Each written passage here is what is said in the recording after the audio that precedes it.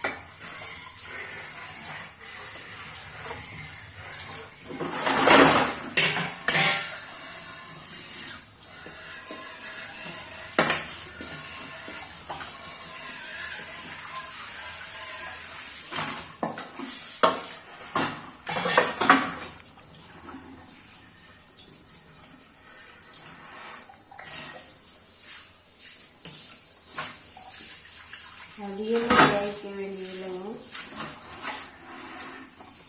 Liquid பாத்திரங்கள் ஒரு லிக்விடுன்னா நிறையா வரும். இட்லி மாவு ரொம்ப புளிச்சிட்டுன்னா கொஞ்சமாக மாவு இருந்ததுன்னா ஒரு 2 கரண்டி மாவுலேயே இவ்வளவு பாத்திரம் கழுவி வச்சுங்க. பளிச்சுன்னு பழப்பழம்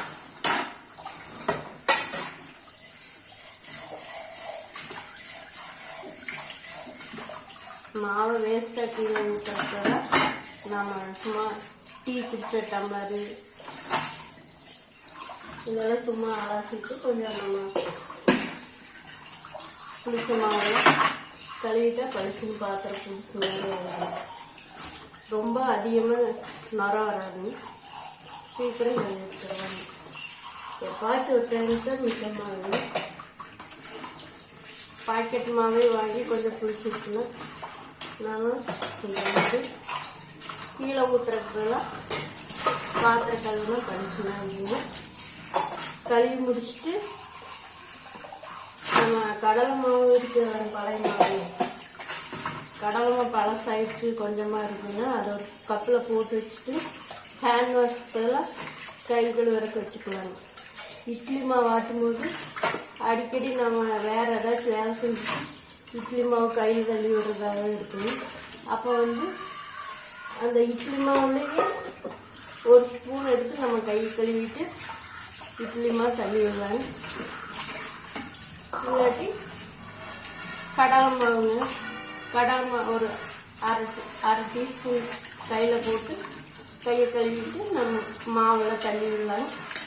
மாவு கரைக்கும் போது வேறு வேலை செஞ்சுட்டு இட்லி மாவு கரைக்கும் போகும்போது நம்ம கடலை மாவை அந்த இட்லி மாவுலேயே கொஞ்சம் கையை நல்லா வளையல் போட்டிருக்கிற அளவுக்கு கையெல்லாம் கழுவிட்டு மாவு உள்ளே போகும்போது மாவு உள்ளே நம்ம கரைக்கிற அளவு கை உள்ளே போகிறப்ப நம்ம கையை நல்லா க்ளீனாக கழுவிட்டு மாவு கரைக்கலாம். லிக்விட் போட்டு ஹேண்ட் வாஷ்லாம் போட்டால் தண்ணி அதிகமாக செலவாகும். சீக்கிரம் கழுவி வச்சுக்கணும். ஃபஸ்ட்டு தேய்ச்சி வச்சுட்டேன் வீடியோக்கு வேண்டி, உங்களுக்கு காட்டுறதுக்கு வேண்டி இப்போ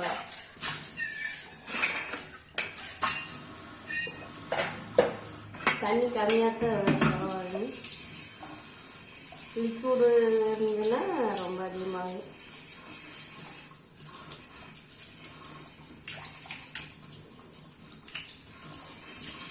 டிஷ்வாஷர்லேயும் போடுவேன். அதில் போட்டால் பெரிய பாத்திரம்லாம் வைக்க முடியாது.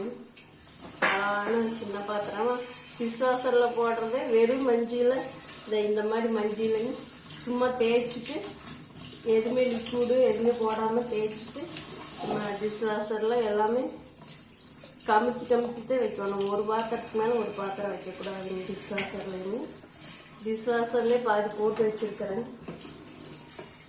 இது மாவு மிச்ச புளிச்ச மாவு இருந்ததுனால நம்ம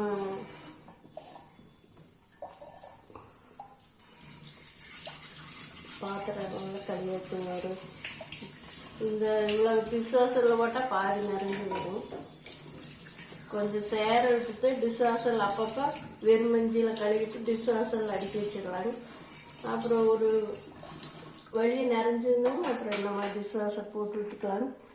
இது குக்கர் வெயிட்டுங்க. குக்கர் வெயிட் வந்து நம்ம சாப்பாடெலாம் ஒட்டியிருக்குங்க. எடுத்தோடனே தண்ணிக்குள்ளே போட்டு வச்சுட்டா ஊறிடுங்க.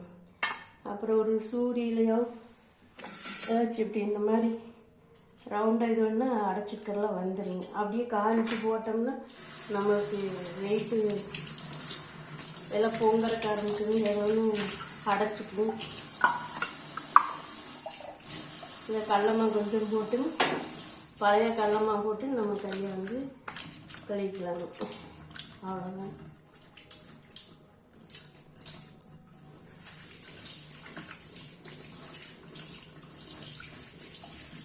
இது சிங்கு பைப்பு ரொம்ப வெயிட்டாக இருந்தது ஃபஸ்ட்டு.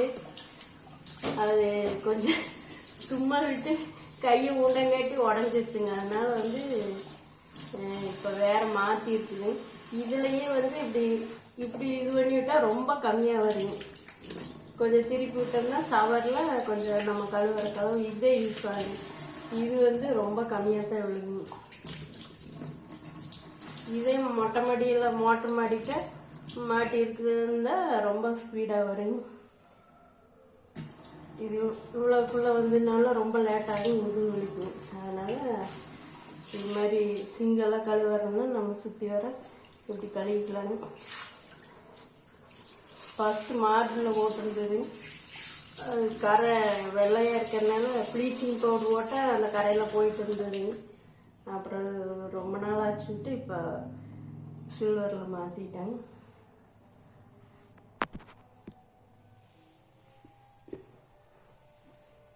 இவ்வளோ பாத்திரம் இப்போ கழுவி எடுத்துருக்குதுங்க. அந்த புளிச்ச மாவுலையே நம்ம கழுவி எல்லாம் எடுத்தாச்சுங்க. பளிச்சு புதுசாட்டா பளபளன்னு இருக்குதுங்க. புளிச்ச மாவுலையே விளக்கிடணும். எப்பாச்சும் ஒரு டைம் மிச்சமாச்சுன்னா நம்ம இந்த மாதிரி கழுவி எடுத்துக்கலாம்.